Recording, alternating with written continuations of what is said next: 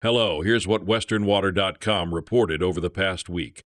Water conditions across the Colorado River Basin states continued to raise concerns. From declining snowpack and worsening drought to policy shifts, a lot has happened. On Monday, February 17th, we reported that the latest water forecasts for the Colorado River Basin aren't looking great. Snowpack levels remain below normal, drought conditions are intensifying, and reservoir storage is lagging. With no major relief expected soon, water managers and communities are bracing for another tough year. The North Platte River Basin is also facing below-average runoff. Spring snowmelt is projected at just 75% of the 30-year average. Some reservoirs, like Pathfinder Reservoir, aren't expected to spill at all this year, meaning water levels may remain tight. Meanwhile, the Wyoming state legislature is putting big money into water infrastructure.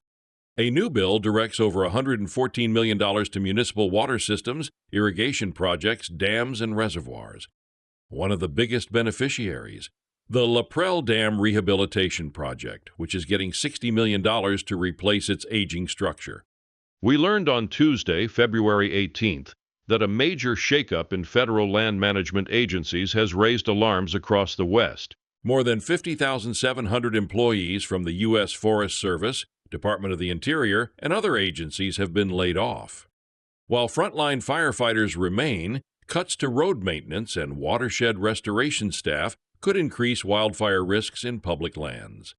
Colorado Governor Jared Polis called the move reckless endangerment, warning that it could drive up homeowners' insurance rates.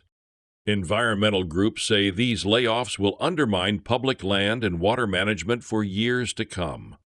On Wednesday, we reported that Utah's statewide snowpack sits at 93% of normal, but that number is deceiving.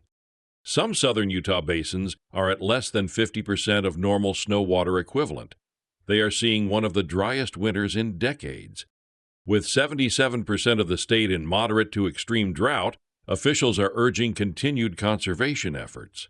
Despite below-normal runoff predictions, reservoir storage remains a bright spot, currently 20% above normal.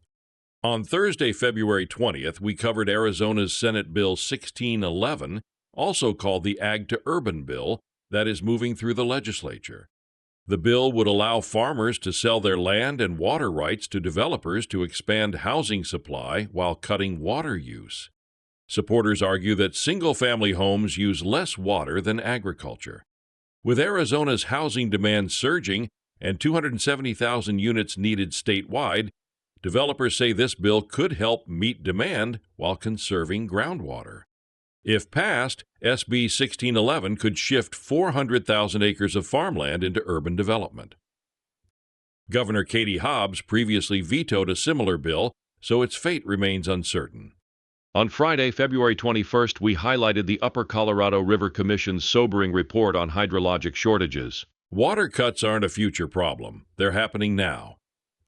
For instance, ranchers are selling off half their cattle due to water shortages.